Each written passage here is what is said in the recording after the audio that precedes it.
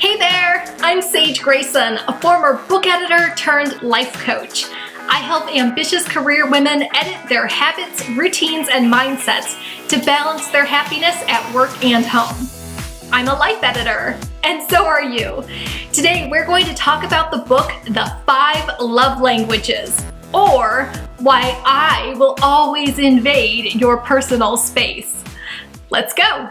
Valentine's Day is just a few days away, so I thought it would be cool to review one of my favorite books, The 5 Love Languages by Gary Chapman. We all understand that people express love in different ways.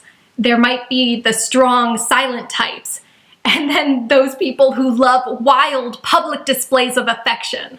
The 5 Love Languages asserts that people fall into one of 5 categories in regard to how they express love.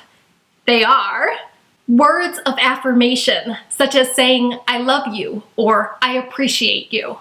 Acts of service, such as running errands or keeping the house clean for your partner. Receiving gifts, such as flowers or jewelry for no reason. Quality time, such as turning off your phone during family dinners. And finally, physical touch, such as holding hands and having sex frequently. The book's author, Gary Chapman, is an author, speaker, and counselor who has been studying marriage and long-term relationships for decades.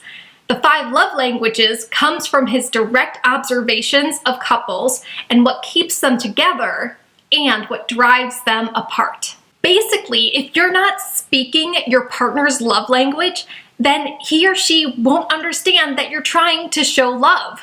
It's like speaking a foreign language. Your words and actions just don't make sense. And vice versa. If your partner isn't doing things that you associate with love, then the relationship is doomed to fail.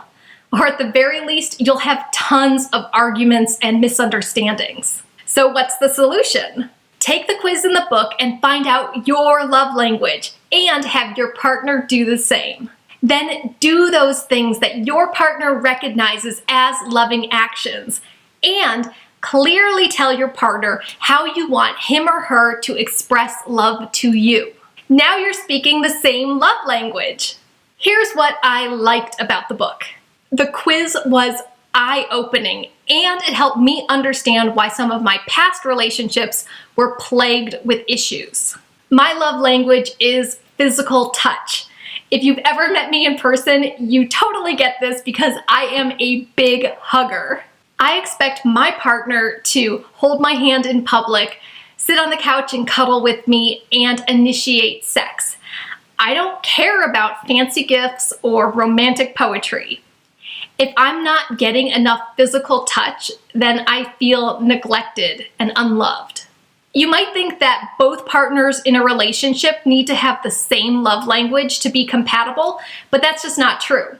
All you have to do is show love in a way that your partner understands. Take my husband, Chris, for instance. His love language is acts of service, so I need to do things to show my love for him. Folding the laundry means more to him than me saying I'm proud of him. Now for what I don't like about the book. The 5 Love Languages is incredibly heteronormative. The entire book is about a relationship being one man and one woman. As you know, I am the B in LGBT, and that narrow view of love just doesn't fly with me. As a bisexual woman, it's important for me to see representation in the media, entertainment, and society. We exist, and our love lives are just as valid and beautiful as straight relationships.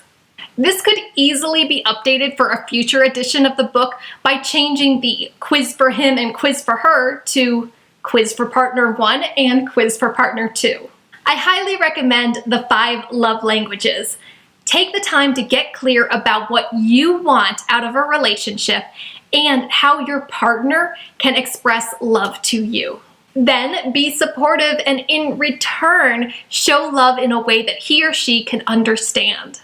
That's it! This week, figure out your love language. Then have a conversation with your partner about his or her love language.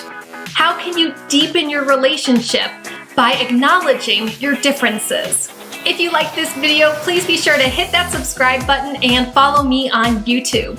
And then come on over to sagegrayson.com and sign up for my free Editor's Toolkit.